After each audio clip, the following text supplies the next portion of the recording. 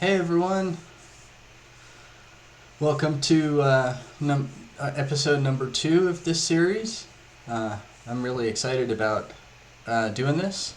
Hopefully you've had a chance to watch the last one. If you were interested in that topic on open source software. If you've had a chance to check out the special episode that I did the middle of last week on working remotely, that was just something that I kind of thought that people might be interested in, especially with what's going on these days. So I figured I'd talk about me working from home and some of the things that I did that kind of helped me get in the zone and stay focused when I was working from home. Like I've mentioned in the last two, this is a weekly series, so every Monday at 6:30 p.m. Mountain Time, I'll be going live on YouTube. I think I advertised this one on YouTube, on Facebook, LinkedIn, and I'm just going to promote it throughout my network over the next couple days. And as I have new videos going out, I'll post them around. If you have someone in your network who you think would benefit from some of the stuff that I'm talking about, or be interested in contributing to some of the Q&As, definitely send them out to your friends, coworkers. This is really my heart is for education and kind of collaborating throughout the community.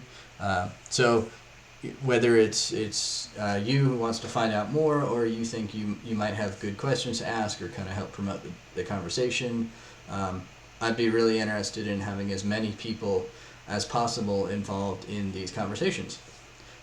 So without further ado, I want to get started on today's topic, which is, I called it simple security. And what I mean by that is I'm not going to go in depth into like penetration testing of networks and applications and that sort of thing. To be honest, there are many other people who are much more qualified to talk about those sorts of things than I am. But there are some things that you can do kind of low budget without you can even do them yourself. You don't have to pay a company or a consultant to do anything in depth at this first level. So the main reason for doing that is you don't want to pay someone to find the things that you either already know or you really should find out. Kind of with some quick, very simple, straightforward checking. So the reason behind that is a lot of times if you have a lot of low-hanging fruit that makes it look like you have huge security holes, or even just like small security holes, not tiny security holes, but some of the ones that you might be kind of more embarrassed to admit that you have. Having those present can actually prevent a security company or consultant from finding some of the more nuanced, really sneaky ones that they're really good at finding. And quite honestly, those are the ones that attackers are going to go for most often. But you're not going to notice that they're present if you have some of these other more obvious gaping holes present in your system. So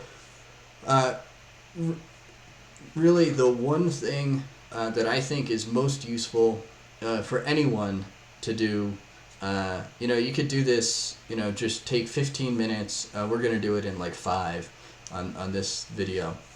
But the one thing that you can do really quickly to make sure you're not leaving yourself open to absolutely ridiculous security holes is just doing a quick kind of security audit. I hesitate to even call it an audit, but it's really just check to see what's available, what someone who isn't logged in, who isn't supposed to be able to have access to your network, can get access to.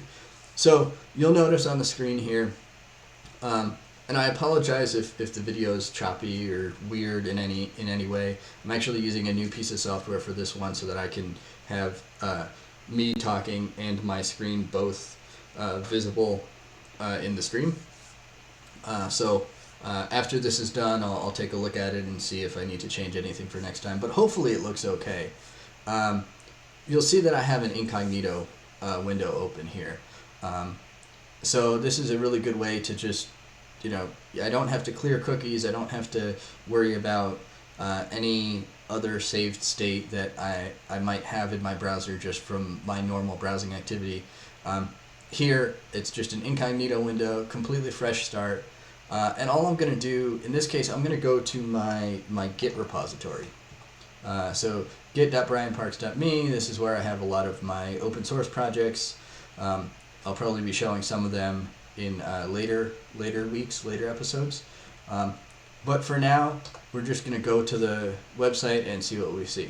So just going to the main URL, we see that a login dialog comes up. So that's right off the bat, that's a good sign. It means that we don't have anything configured to automatically show stuff to the user without them being logged in. However, just because you can't see something here doesn't mean that people can't get to it if they know the URL. So let's try typing in. I know my username is bparks, so I'll do git.brianparks.me/bparks. And in fact, this URL might be published on the internet. So anyone who knows anything about me or some of the projects I've been involved in might have access to this URL, so they might use this as a starting point if they're trying to, hack into my GitLab instance. So we'll go git.brianparks.me/bparks, and I just want to start clicking around. So I'll get back to this list in a minute, but let's start with groups. Let's see what groups I'm involved in. Okay, so some of these groups are publicly accessible. I don't know if I necessarily want that to be the case. I think some of them might have some open source projects that I want to keep publicly available, so they might need to stay visible to everybody. But I might need to go through and actually, make a note of taking some of these off the publicly accessible list. And then from there, once I do that, then I'd go back in and see if anything else on those projects needs to be taken off. So right now I see low-hanging fruit. I don't necessarily want to click on them and see, everything's accessible, because that's not necessarily going to help me do anything actionable. Right now I know the action is I need to make sure that each one of these should actually be visible on this list. Contributor projects, okay, I haven't contributed to any projects. I know that's wrong because this is my personal GitLab instance, but for publicly accessible information, I'm okay with that. Personal projects, that's the same list on the homepage, so we'll get back to that in a minute. Starred projects, it looks like these are only my personal projects that are intended to be publicly accessible. So they are, at least the repository is at the public accessibility level that I've starred. So this list is fine too. Snippets, I have 2 snippets that are publicly accessible. You can see 4 and 6. So obviously I have at least 4 others that are not publicly accessible. And I don't think there's anything wrong with having either of these publicly accessible. Both of these are snippets that I've shared with people in the past, and I might want to share with people in the future. But yeah, these are okay. So objectfactory.cpp, those of you who do C++ development, this is a completely compile time, I'll say inversion of control. It's not necessarily dependency injecting, because I think it's really designed for service locator pattern. Yeah, request. So, but this is pretty cool. It's completely compile time. If you haven't actually registered that dependency, when the program compiles, it will fail if you try to request something that hasn't been registered. So, I thought this was pretty cool. I was using it because I was porting at the time. You can see 2 years ago. Yeah, so it's been a while since I've used this, but at the time I was porting a C# application that was using um, some some sort of inversion of control into C++. So this came in very handy. It meant that I didn't have to uh, rewrite a whole bunch of code. I could just kind of keep that code implemented more or less the way it was and get back to it later if I needed to change some of the patterns that it used. So that snippet was pretty cool. Difference between MySQL and MySQLi. This is a PHP snippet. Just kind of comparing the two. Oh, and it's got some extra notes. I think this was actually an example from PHP and MySQL Web Development by Luke Welling and Laura Thompson. Fantastic book, but super old. It's very PHP 4 oriented, and that's why I took this example and kind of rewrote it, changing as little as possible, but changing everything for the MySQLi extension, the object-oriented PHP extension. Reworked some echo statements, replaced some of the obsolete features of PHP with some of the newer ones, fixed some white space, and did a couple other things. So, yeah, that's a cool snippet. Obviously, it looks like I can't get back to my snippets because, that's an interesting link. The things you don't realize are there because you're using this day in and day out and you're always logged in. So that's interesting. Let's go back to overview and look back at my personal projects. So going through each of these, I think all of them are safe to be publicly accessible. Monocle is something I'm working on. It's a simple network monitoring tool. Basically, it sends a quick HTTP request to certain URLs and then shows it on a little dashboard. It's not quite ready for production. Again, it's something that I'm working on in my free time, but that's pretty cool. That is going to be an open source project, and I am going to probably do a future video on it, talking about how people can contribute and kind of my vision for it. So stay tuned for that one. This is a .NET port of a tool that is also an open source project. At my day job, we use Jira. We also use Zephyr for managing QA test cases.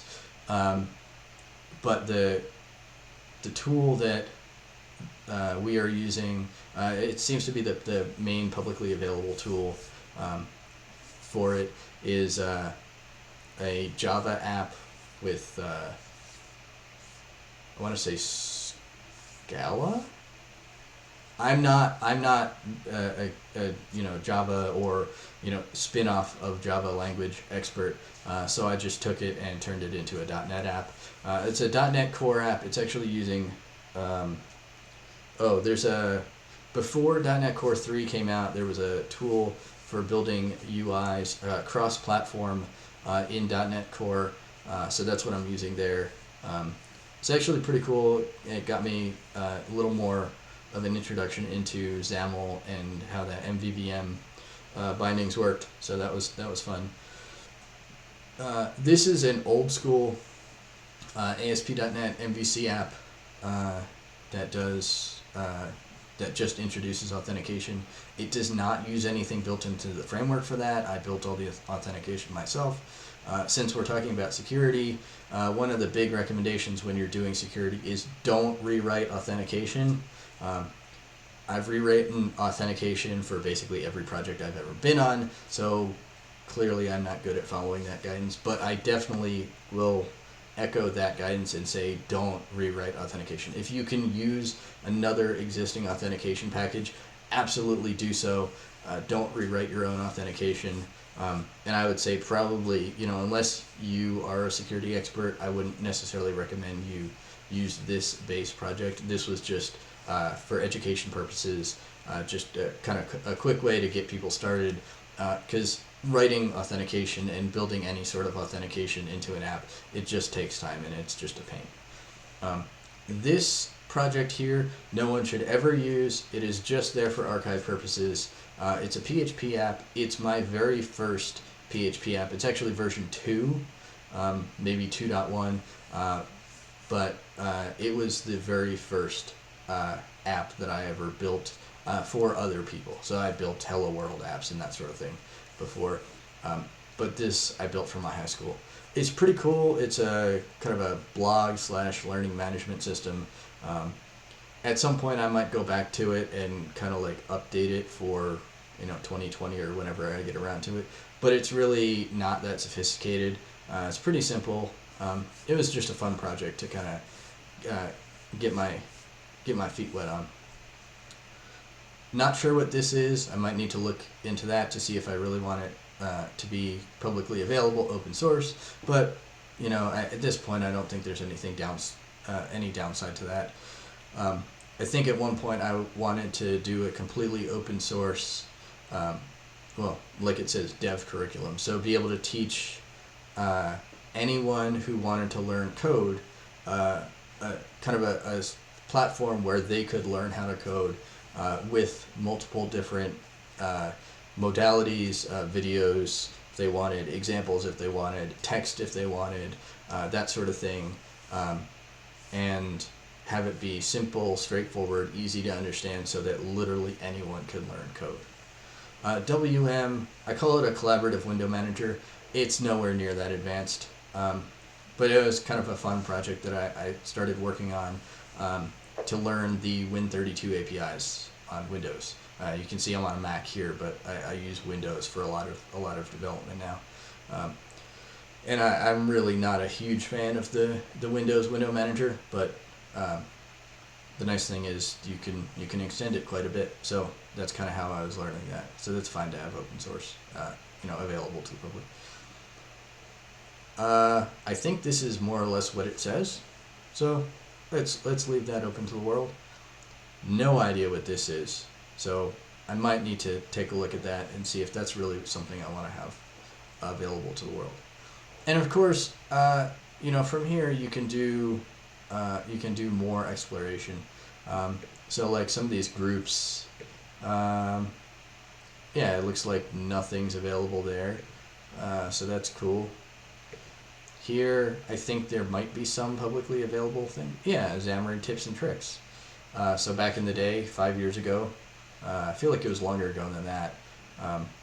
2014, yeah, so it was a little bit longer ago than that. I was working in Xamarin, and these were some things that we found helpful. I was working with the team at that point. And we thought we might as well share with the world. So that's probably okay to have publicly accessible. So yeah, the basic thought here is just take your app or your network or whatever you want to look at, and sign in with, or don't sign in. Just go to the app page, network, whatever, in an incognito tab, and start poking around. See what you can get to, see what you can't get to. If you have a URL that you can get to when you're logged in, maybe plug it into the incognito window, see what comes up. Make sure it pops up a login dialog box, or gives you a 404, or somehow prevents you from getting access to it without being authenticated. Obviously, there are several levels above this, so one thing you can go to after this is log in with someone who shouldn't have access to basically anything, and make sure they still can't get access to anything. Log in as a non-admin user and make sure they can't get into any of the admin stuff, that sort of thing. And then you can continue getting more and more advanced from that, getting into the world of penetration testing, either learning yourself, or if you're doing this seriously for a production app, I definitely recommend hiring a company that does that for those purposes.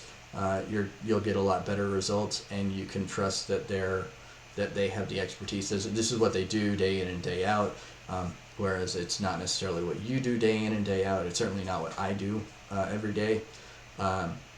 And we can certainly talk about more of those things in future episodes if that's something that you're interested in. Again, I'm not a security expert, but I've definitely worked with people who are. I've worked with penetration tests in the past. I've worked with applications that have to deal with authentication, solid authentication practices and that sort of thing. So I can talk meaningfully about that, but anything beyond that, I definitely recommend you talk to someone who is an advertised expert in that field. I don't see any questions coming in, so I think I'll kind of end the video here. If you enjoyed listening to this, if you made it this far into the video on the recording, more power to you. I'm very thankful for you for sticking through it till the end. Leave a comment below if there's something specific you want me to talk about in a future episode. Subscribe to the channel so you can be notified when I'm going live every Monday, 6:30 Mountain Time, 6:30 p.m. Mountain Time. That might, there might be one Monday that I take off depending on holidays and if I'm out of town or something like that. But I'll definitely post if that's the case. So every Monday, 6:30 p.m. Mountain Time, I go live on YouTube, and I will be posting around LinkedIn, Facebook, that sort of thing. So if you're interested, definitely show up, ask questions. Let me know what you want to see in future videos. I've got a few ideas that I want to talk about in the next couple weeks. But if there's something you really want to talk about or hear about or ask me questions about, let me know in the comments, send me an email. With that, I hope you're all staying safe, staying well, staying, social distanced from everybody. You've stayed away from coronavirus thus far, and hopefully stay that way. This is an interesting time for everybody, so if there's any way I can help you out, let me know. If there's any way you can help each other out, definitely be willing to offer whatever you do to other people and connect them with the things that they need. If you're in need of something, let the world know, let people know. Don't suffer in silence. This is going to be a really trying time for a lot of industries and probably a lot of people. I know people have already lost jobs, and that's kind of scary. That's disappointing. But from the business side, I understand that a lot of businesses don't have money coming. Don't have a lot of money coming in, so they don't have the money to pay people. It's unfortunate. It is what it is. Let me know how I can help. Let your friends know how they can help, your coworkers, all of that. Don't be silent. We're all in this together, and the only way we're going to get through the other side is if we work together as a world, as an economy. And I apologize if I'm getting preachy now, but it's really important. So with that, I'll give you the rest of your Monday evening. Have a good evening, and have a good rest of the week. Talk to you next week.